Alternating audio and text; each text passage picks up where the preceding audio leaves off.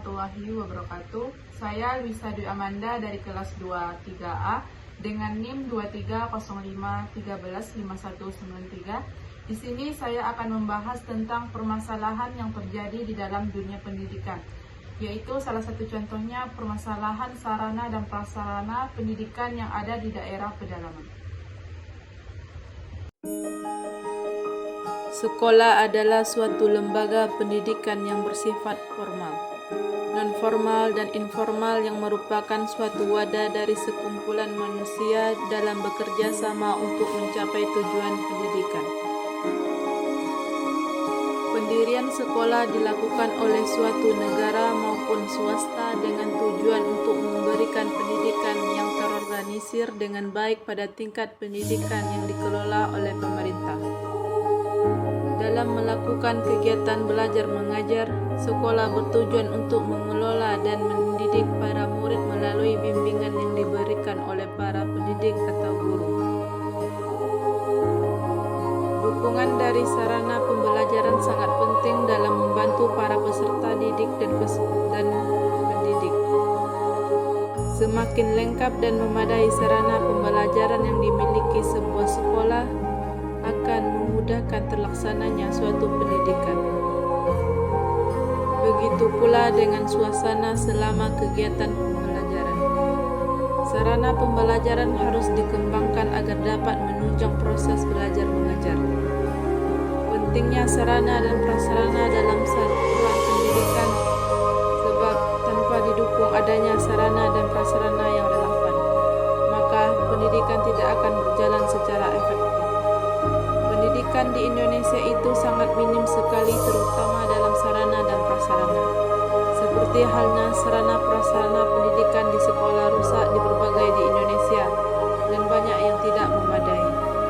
Masalah umum di Indonesia sangat ini adalah banyaknya sekolah yang jauh dari jangkauan dengan sarana dan prasarana yang kurang memadai, dan masih banyak yang memprihatinkan, terutama di sekolah-sekolah terpencil. Banyak fasilitas yang masih minim dalam segi jumlah dan kualitasnya. Fasilitas yang tidak memadai seperti ruang kelas yang bocor, kursi, meja, rak-rak, dan sejenisnya yang rusak dan sudah tidak layak pakai. Dalam hal ini, fasilitas kegiatan belajar tersebut dapat mengganggu proses belajar siswa dan jauh dari tidak layaknya pembelajaran. Demikian pula, kurangnya tenaga kependidikan yang berkualitas dapat menyebabkan masalah yang berkaitan dengan kurangnya pendidikan karena kurangnya fasilitas sekolah dan kurangnya pendidikan saat ini. Di daerah terpencil, kurangnya sarana dan prasarana pendidikan yang memadai, termasuk sumber daya manusia sendiri, dapat menghambat pembangunan pendidikan. Banyak peserta didik yang merasakan dampak dan kerugian dari hal tersebut, serta kurangnya perhatian pemerintah terhadap masa depan mereka. Bahkan, siswa yang tinggal di daerah terpencil sangat antusias dalam belajar, meski fasilitasnya tidak memadai. Hal ini menunjukkan bahwa sekolah di daerah terpencil kurang mendapat perhatian karena keterbatasan sarana dan prasarana. Fasilitas yang dijanjikan pemerintah tidak dapat dimanfaatkan secara maksimal, dan bakat para siswa tersebut tidak dapat dikembangkan.